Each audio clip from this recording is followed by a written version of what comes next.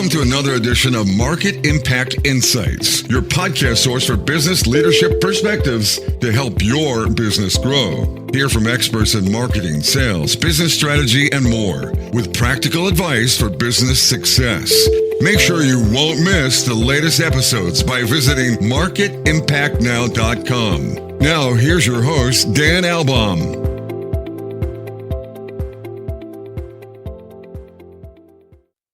Welcome back to another amazing episode of Market Impact Insights. The philosophy behind this podcast is that in business, it's all about making a positive impact every day. One of the biggest ways we can make an impact is through intentional leadership, exceptional leadership. And when we build it from a framework of putting others first, there we get the long-term returns, some that are exponential and we can't even measure. I'm grateful for the continued positive feedback I'm getting on my new book, The Giving Edge, and those 37 remarkable humans and the stories in it that show that discovery of those exponential returns on bringing a giving mindset every day. It's so important. And I'm really excited to have today's guest because he is all about this spirit of giving and inspiring and motivating other people. Of course, I'm talking about Kyle McDowell, and he is someone who has gone from the corporate senior levels of leadership now as a best-selling author, a speaker, and a leadership coach. And he really takes a transformational approach around leadership and corporate culture. Those 30 years in corporate America, he led tens of thousands of employees. He managed multi-billion dollars of profit and loss statements, but he felt there was something more and a way that he could actually transform and lift people to go beyond some of the traditional things we all have dealt with in corporate culture, things like politics becoming more important than people. And so he's moved beyond that. It's been a pivotal moment in his life. He's got a best-selling book, Begin With We, 10 Principles for Building and Sustaining a Culture of Excellence. We're going to get into what that is all about. But Kyle, welcome to Market Impact Insights. Hey, Dan. Wow, it's really great to be with you. I've been looking forward to this one. I do maybe 3 or 4 appearances a month, but this one has kind of stood out on the calendar just because of the spirit that you approach your work. And it's just been something that I've been kind of looking forward to. So I appreciate the opportunity, my friend. Well, we share a passion about helping other people, but let's go back because you've had, obviously, on paper, a lot of success as a corporate executive, but there was something in your heart, something that motivated you to really become even more intentional in helping people become better leaders. Share that story a little bit. Yeah, you use a really important word there. It's intentional. And that was a word that I just never really, or it was an action that I was never really all that close to. So I think my story is not all that different than many, and probably a lot of your audience. So I think it's safe to say all of us, with very few exception, we enter the workforce with a tremendous amount of optimism, and we want to find fulfillment. We want to make an impact. We want to do big things. We want to climb the ladder in whatever field that you find yourself in. And I was no different. I was really excited.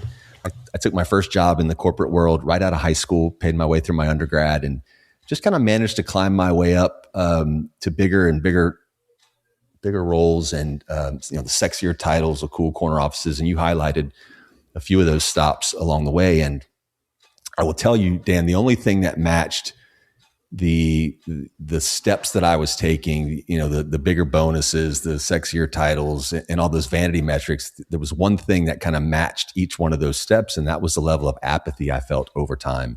And over time, I felt myself, I was losing and ultimately lost those emotions that I mentioned a moment ago, the desire to make an impact, to find fulfillment, to do big things. And I work became my identity in ways that compromised my being. I was on the doorstep of a divorce, which ultimately happened. My health was not anywhere where it needed to be, but I had at this point I had climbed inside the corporate world about 20 years, and felt so disconnected from the very environments that I was tasked with creating. And man, that's a hell of a gut punch to wake up and loathe going to work in an environment that, you really can't blame others. You were the one responsible for creating this environment and perpetuated some of the bad behavior that you alluded to. And I got to this point, man, where I was just, I was so burned out, and I knew something had to change, and I didn't know exactly what that meant. And that's when I started this bit of intentionality that you reference, and it became kind of a fire inside me to find the answer to this just very simple question. It was a question I played over and over again. And is there a better way? Is there a better way? Is everybody supposed to wake up, maybe not necessarily hate their job, but not necessarily be enamored with it or drawn to it? And it just becomes this hamster wheel. And I just came to this conclusion that there had to be a better way. I didn't know what that meant. I knew I wanted to be a different kind of boss. I was a bang my fist on the desk type fella, and that's the environment in which I was raised. I was able to deliver a lot of great results on paper for those first 20 years, but it cost me connection. It cost me. I don't think the leadership legacy that I was trying to build, which is, by the way, something I never even thought about until the last decade. It was not a pretty picture. So at that point in my career, Dan, I was pretty fortunate. I don't want to come across naive. I was at a point where I was able to step away from the corporate world. I didn't know how long. I wasn't in a place where I could have retired, but I knew the path I was on was not leading to a good place. So I pulled the plug and I stepped away from the corporate world, not knowing what my next move would be. I just knew that it had to be in an environment that would allow me to be the leader I always wanted to be, but for a variety of reasons, none very good, I was unable to pull off. And I, probably just as important, wanted to be the boss I never had. So I was, as luck would have it, I was out of work about 10 days, and I got a phone call from a headhunter asking would I be interested in having some conversations about a role that would require me to lead about 15,000 people. It was a $7 billion program. And through the interview process, it was clear to me that this was it. This was the chance that I had been looking for. Again, not knowing what I was going to do differently. I just knew that if I wanted the same outcomes and to feel the same ways that I was already feeling, just do the same thing, same input, same output. But I knew if I wanted to feel differently about my work and try to find and reconnect with those emotions I mentioned, the desire for impact and fulfillment, that I had to do something different. And it all came to a head one evening for me. So I ended up taking that role. And about 60 days into the job, I requested the top 40 or 50 leaders of my new organization to come together in person, because that would be my opportunity to kind of share my expectations of them, kind of introduce myself. I hadn't met many of them at this point. And man, I got to be honest with you, the night before I was scheduled to speak to this group, I was terrified. I was the old Kyle had his script. I'd step up with my shiny shoes and starch shirt, my fancy MBA, and say, this is why you should follow me. But I just couldn't do it anymore. So that evening I was in my hotel room, and you can't have a good corporate meeting without slides, right? So I had to open up PowerPoint and create some slides. And what started off as kind of like a check the box process to just put a few slides together to walk through with the team the next morning turned into an epiphany that changed my life. It changed my professional life first, and then that kind of transitioned into my personal life. And that was the evening I created the 10 We's. And they're 10 very simple sentences that each begin with the word we, that are observable behavior standards. And that evening it occurred to me, if I want something different out of this experience called work, we're going to work roughly 100,000 hours of our lifetime will be spent at work. And that's second only to sleep. And I just came to this realization that evening, this epiphany hit me. It's like, you need to be really clear on your behavioral expectations of others, because if not, you're going to wind up assuming that they understand your expectations. And probably just as important, they need to understand what to expect from me. So that evening I crafted these 10 sentences, and the next morning I stepped out in front of that group and shared these principles. And essentially the premise was, these are the expectations you should hold of me. And I started there. And I can't force you to behave any particular way, but I'm telling you, if you hold me accountable to these standards, I think we might have something, because I think the only way you're going to do that is by being open to being held to those same standards. And I should note also, man, as I was creating those principles the night before, they were born out of experiences for the previous 20 years. So for example, the first of the 10 W's is we do the right thing, always. And I replayed this scenario in my brain many, many years earlier, where I had a boss ask me to fudge some numbers on an Excel sheet to match numbers that he had already shared with his leader. And of course I did it. And that's not the right thing. And it's not always. So I played a handful of scenarios that were like, well, no, we can't be that way. We're not going to be that way. Okay, well, what's the opposite of that? Well, we do the right thing. And then I kind of juxtaposed a handful of really, really inspiring and compelling moments where I had with a handful of leaders. And I said, well, that's who we want to be. We're going to be like that. So we lead by example. We say what we're going to do. We take action all the way through all 10. And that was the beginning of a transformation of this program that across the board, without fail, every single metric reached all-time highs. But what was more important and more impactful to me and kind of set me off on the journey I'm on now is watching bosses transform into leaders. And by that, I mean just watching people who actually start to give a shit about the people that they lead, which has had such a profound impact on me. And it was that same team that ultimately that kind of urged me to write the book. And it's been my mission. It fuels me every day now to try to help others understand that it doesn't have to be this dreadful experience. There is a better way, but it does require a hell of a commitment. Yeah. And one of the big things that you talk about is that self-reflection and really being honest with yourself. And there are just so many people out there that I think are caught in this vicious hamster wheel, that they're literally, and they feel trapped. It's almost like they're in the prison of their own That's right.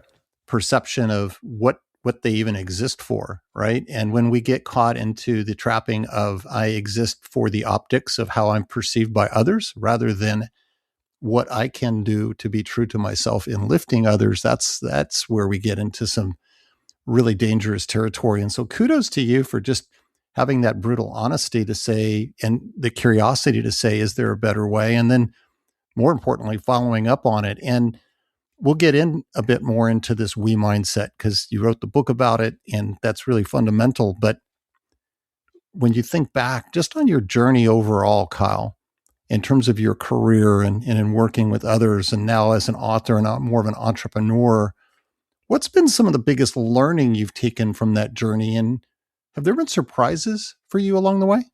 Yeah. Wow. Have there ever? I think the biggest learning is that there is a better way.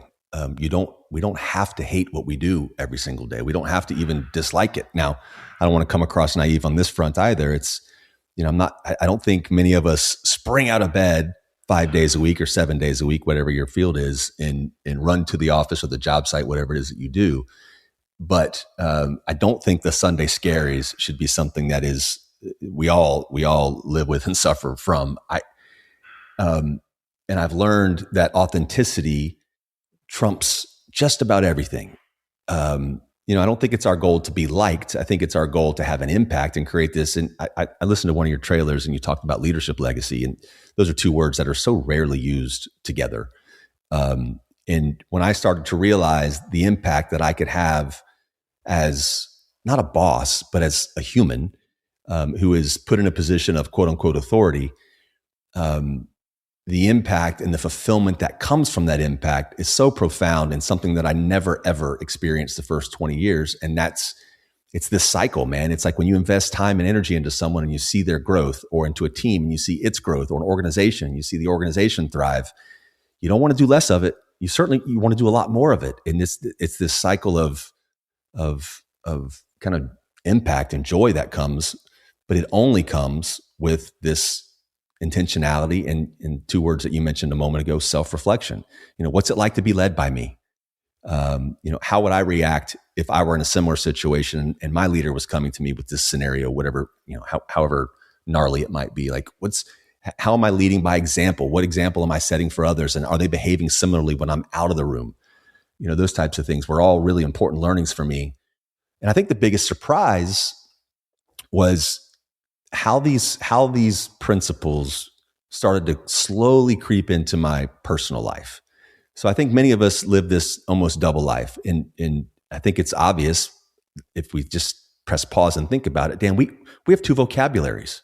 We have our work vocabulary and vernacular, and unless you come home and ask your significant other how they did on their deliverables that day, which I don't think people do. So my identity in the workplace it was all consuming. So work Kyle was the same guy inside the office, but outside the office, I was living by a different set of standards.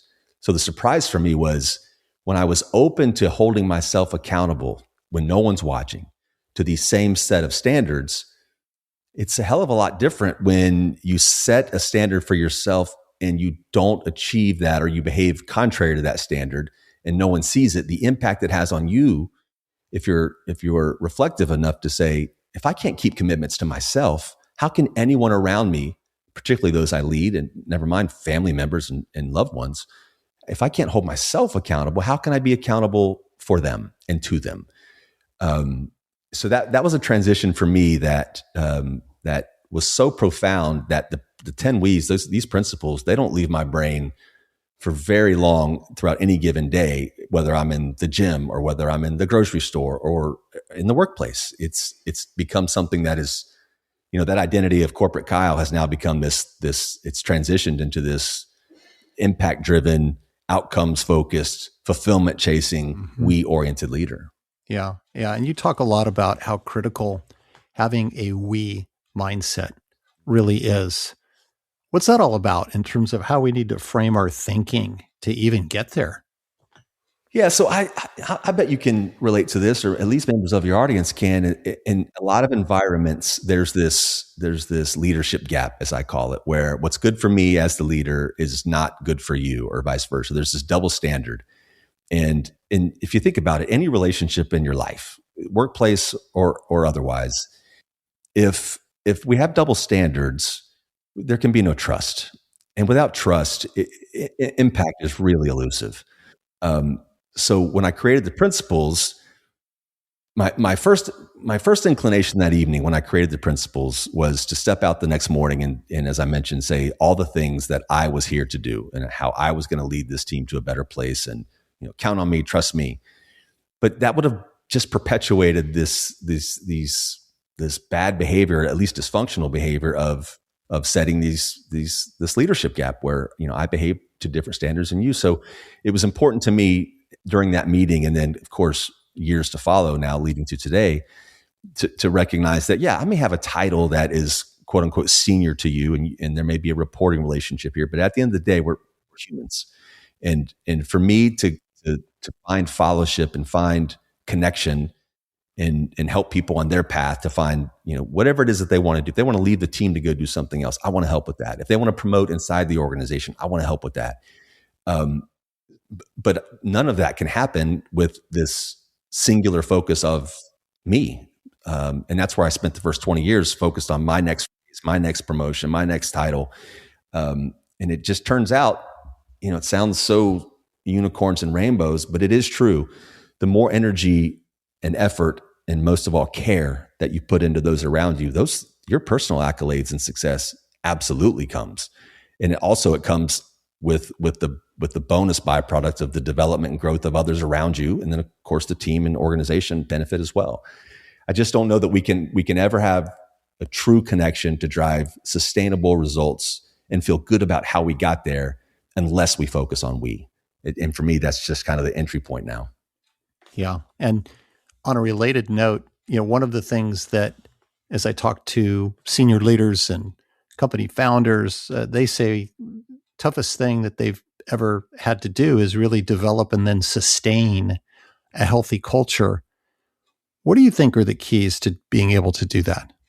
Consistency and commitment to the principles. And my book agent hates when I say this, whether it's the 10 W's or whatever works for you. I think establishing your observable behavioral standards that are the expectation for one and all with no gap is essential. And when we do that, when we establish those standards and we hold ourselves accountable to it, and people see that we're being consistent and we're not wavering based on the scenario, when the chips are stacked against us or we're facing adversity, my behavior has to be consistent. Now, that doesn't mean I'm not authentic. Look, if we're facing a challenge, I'm going to say, man, this is ugly, or I'm not exactly sure how we're going to get through this, but this is the team to get through it. And when those we lead see our consistency, and I use this kind of crude metaphor that, we're the thermostat. The leader of a team is the thermostat. And if you raise the temperature, everyone around you feels it. But if you're consistent and you keep that same temperature when the waters are rough, as well as when things are going really well, you develop a sense of authenticity and trust that really drives genuine and sustained fellowship. It's when we come in and we allow the scenario or the flavor of the day to consume us, and we whipsaw people around, and they have to guess who we are and how, what mood we're in before they approach us. Is it's clouding their brains with nonsense, because they have to worry more about how you're going to react than actual topic or content that we're trying to solve or approach.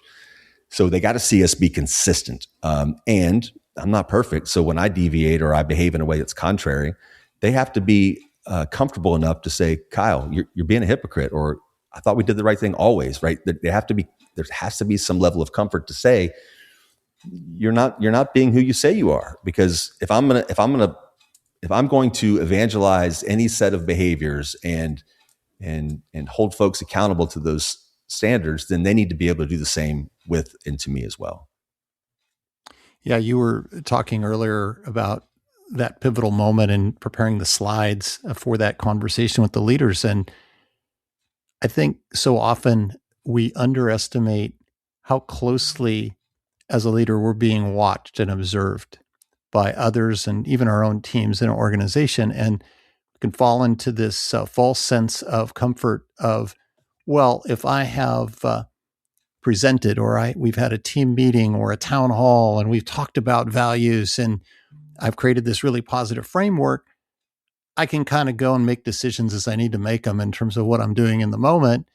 But the reality is you're always being watched for consistency, back to your point of, are you behaving the way in which you are communicating and what you're advocating for? And when there is a mismatch and a misalignment, this thing called trust, it really just kind of goes down the toilet, doesn't it?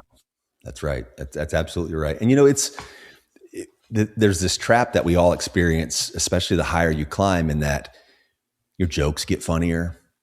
People want to spend more time with you. They want the FaceTime with you, but they almost always tell you what they think you want to hear. And I think that creates this little echo chamber that you feel as if you are the brightest guy in the room. You've got the best and brightest answers. You are infallible, which is clearly not the case. But what hit home for me is, you talked about being watched, is those that you work with, especially those that you lead, they're talking about you at the dinner table with their family. They're replaying the way that you handled any given situation, or how you addressed them during a one-on-one, or did you lift them up or did you berate them? And those conversations can be daunting if we actually think about it and say, well, what are they saying about me? But the beauty of it is you control that. Your behavior, you have the loudest voice in what is said about you. And I don't want your audience to mistake this for being soft or being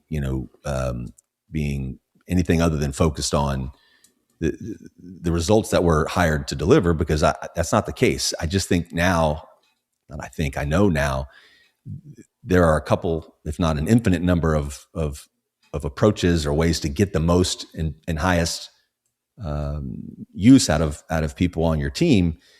But I just have come to this conclusion because I've seen it in my personal life, in my professional life, and now working with dozens of organizations and senior leaders around the globe at this point. You can achieve those results in a very different way that provides a level of fulfillment that most of us have not experienced. So yeah, it's all about the consistency and being open to the pushback that comes when you're not your best self, and establishing trust with those around you, and leading in a way that you would be proud if there were, say, a documentary crew following you or a hidden camera somewhere. Every single day we are the star of our own leadership documentary. And it's up to us whether or not it's going to be a horror flick or it's going to be something that inspires and compels people to do more of the same. Well, we're more than halfway through 2026, and there's something that is just so pervasive. It is entering literally every significant strategic conversation in businesses, large, medium, small, and it is dynamic, and it is really reshaping how we're even thinking about where we go for any sort of sustainable growth. And of course, I'm talking about AI. And Kyle, for you, as you look at things, how do you see how AI will transform how we should be approaching leadership of our teams going forward? This is obviously a hot topic around the globe in all corners, and it's almost always greeted with skepticism, or it usually is the companion is agita and concern. I actually look at it very differently. Now, I don't want to. It's obvious that AI is playing a massive role in employee headcount reduction. Depending on the industry that you're in, I think that's unavoidable, and it's obviously we read about it every day. Massive organizations laying off thousands, if not tens of thousands of people, and that's real, right? And I don't want to downplay the impact that that's having on people every single day. However, you've never had an opportunity like this before so maybe I have a dysfunctional or even a toxic employee on the team. Well, now I have this thing called AI that I can interact with and say, help me reach this person, help me connect with this person in a way, and you can just spill all the tea. You can just puke all over AI with all the information, all the inputs, and ask for help. And I think that's where AI can have a real outsized impact.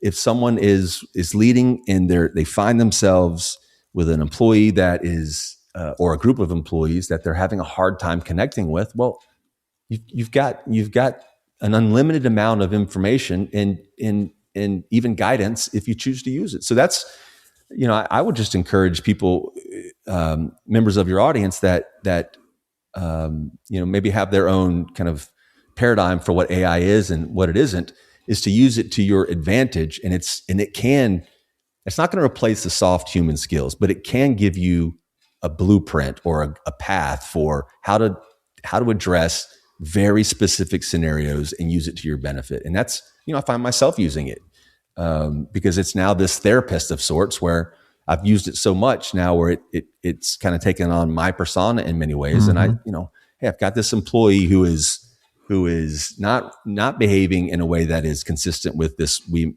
mentality. They're rubbing others the wrong way. They've got a prickly core, or we got the performer, the high performer who's just toxic and they think they can get away with it. Well, you've got this therapist on the other end of ChatGPT or Claude or whoever to say, help me reach them. Help me knock these walls down, and you'll get a series of questions and all kinds of things to help you address that person. Likewise for broader scenarios, if I'm trying to create a team that is, takes action, like what are your thoughts on that, ChatGPT? And of course, it's just data points. It's not black and white, and it's not 100% accurate or exactly what you were hoping. But the more you tweak it, as you know, the more it becomes a real tool for us. Yeah. And of course, you mentioned the word that really jumps out, and that is tool. And when we look at it as a tool, not as a reason to give up the human factor in any of the important work we're doing, I think that's the key where we can really use it in a positive, constructive way. So Amen. It's not instead of, it's an actual tool that we use to augment and to help us as humans with all of those unique capabilities that we have do better work for ourselves and for others. And that brings us really back to the role of leaders and really setting the tone. But for you, what ultimately separates exceptional leadership from just good enough? You got to care. There's just no way around it. You must care. And I think you have to care deeper than you might have been taught or more than you've observed from those that have, that you've reported to, or they've been your boss, or maybe you would even categorize them as a leader. there's no substitution for caring. And if you're in this business, and the leadership business, if you approach it as if it's a job, you're going to have job outcomes and job fulfillment. If you approach it as an opportunity to have impact, and you care about that impact, and you care about the person to your left and right, their growth, their development, then exceptional leadership is right around the corner. You won't always get it right, but if you care enough to invest time and energy into those around you, you'll get it right more often than not. And when you don't get it right, you've created this connection with those around you that they recognize you're human. They recognize there's an opportunity for you to be better, and they don't hold that against you. So I think, in a word, exceptional leaders, they care. They care a lot. And I know you're giving advice and strategic counsel to so many people. I want to flip things around, Kyle, and ask you, what's the best piece of business advice you have ever received? So Dan, it's been maybe 15 years ago. I was up for a promotion and felt like I was a shoo-in for the role. My boss had moved on to another role in another company, and I was the interim, and I was kind of running the show. Mm-hmm. Yeah. And went through the whole interview process, and I was reporting to the president of this division at the time, and of course he was the hiring manager. So I went through the interview process with him, and what a shock and blow to my ego when I didn't get the role. So I was obviously disappointed, and in a follow-up meeting with Ted, who was the president of the division, I just asked him. I said, "Hey, man, I really felt like this was kind of a no-brainer for you to put me in this role, and I'm just, what stopped you from moving forward with me and instead choosing somebody else?" He said, "You never asked for help." So when I was put in this position as the interim, I took on leadership of functions that I had never led before. So it was all new to me. Yeah. Which is always a daunting prospect, right? When you're leading people who have forgotten more about their job than about their job and what they do. It's a challenge. So that part of my portfolio was kind of floundering a bit. Not just because it was new, a new domain for me. It was because I was too headstrong and stubborn, and arrogant perhaps, to say, I need help. So when I asked Ted the question, I'm like, what stopped you from hiring me or putting me in that role? He said, this function is really not performing well at all, Kyle, and you never raised your hand for help. So that's a long-winded way of saying the best advice I ever got from anyone, this happens to be a man I have tremendous respect for, was don't allow your arrogance or your ego to tell you that as a leader you should have all the answers, and that you're not in a position to ask for help, because that's just short-sighted, and then you're allowing your ego to drive the outcomes, and it may work for a time, but if you want sustained excellence, which is I think what we're all in the business for, then you can't do it alone. You got to ask for help. And it's back to that aspect of leadership that's about, I'll use the term vulnerability in terms of really being very open and transparent to others on your team, even those things that you don't fully know, that you're still curious about. And, again, if we take a me first, I've got to be the smartest person in the room. What we're really doing is we're preventing the team from being able to contribute all they can contribute, but it's also ultimately a dead end and painful in limiting our growth as a leader. Well said. Absolutely right, Dan. But again, I mentioned this earlier, the fulfillment that comes when we do invest our time and energy into anyone other than ourselves. The things that you were chasing for yourself, they somehow take care of themselves. It's a matter of investing that time to find the outcomes in a way that communicate. Look, man, I think it's this simple. I'll boil it down to this. It's really as simple as ABC. Every single person on the planet wants to add value, some more than others. And that's the A. We all want to be valued. Every single one of us, we want to be. So that means we want to show up and we want to add value to this thing called work, this team that we're a part of. But I want to be recognized for it.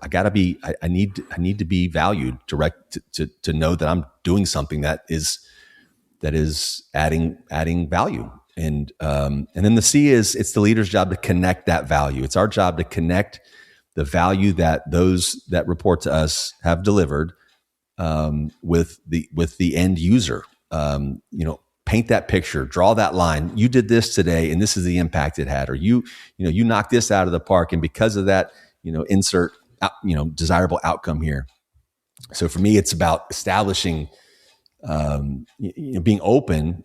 That I don't have to have all the answers. I need to help people see the value that they can contribute. I need to value them along the way for the value that they've contributed. To me, it boils down to, you can treat those that you lead as a means to an end, or you can treat them and operate in a way that convinces them that their efforts matter. And when we do that, people don't work less hard. They want to contribute more because they recognize the value that they're delivering. For sure. And when you're out looking at the future and you're thinking about it, what makes you optimistic? When I decided to write my first book, I had a goal to sell 1,000 copies. And I just figured if I knew enough people that would at least be charitable enough to buy a copy. As of last month, we're at about 55,000 copies sold. And I don't share that for vanity reasons. I don't share that as a look at me type thing. It tells me that there is a hunger for what I have described as a better way. It tells me that this is one of probably an infinite a number of better ways. But I'm optimistic in that there is a genuine desire for authenticity in the workplace. There's a genuine desire for connection with those to whom we report, our boss, our leader. And that makes me optimistic because that tells me that people are not, at least 50-something thousand people are not just kind of going through the motions. They're also hungry for this better way.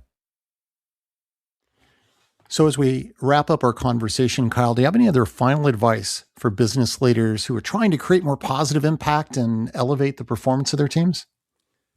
Dan, as corny as it might sound, or cliche as it probably will come across, you be you. You be you. Be your authentic self, warts and all. But that requires a level of as Harry Kramer, a mentor of mine, would say, true self-confidence. You know what you know what you don't know. And that second category is probably a hell of a lot bigger than that first category. And then surround yourself with people who can augment, your shortcomings and vice versa. So it's when we approach our work with this facade of perfection that, we have to be the all-knowing leader. Those that you lead, they recognize your faults without you telling them. So when you behave in a way that's inauthentic and you try to cover these things up or behave in a way that's not authentic to who you really are, they know that. They sense that. And fellowship is impossible. Trust is never going to happen. So my advice to folks is just that. Be yourself, warts and all. Well, Kyle, thanks for sharing your discovery and deep self-reflection that was really a inspirational, but it was also just a fundamental inflection point in your life. And the fact that starting with a mindset around we versus me may unlock our greatest potential as a leader. I really enjoyed our conversation. Likewise, Dan. Like I said, man, I've been looking forward to this one, and you're doing really important work, and it's an honor to be a part of what you're doing. So thank you. And a reminder to all of you out in the audience that your feedback matters and it's much appreciated. Please keep it coming to help make this podcast even better. You can do that by going out and leaving a rating and a review. It's so easy to do on all the major podcast platforms, including Apple Podcast and Spotify. And as always, make sure to visit marketimpactnow.com for the latest in business leadership perspectives. So long until next time.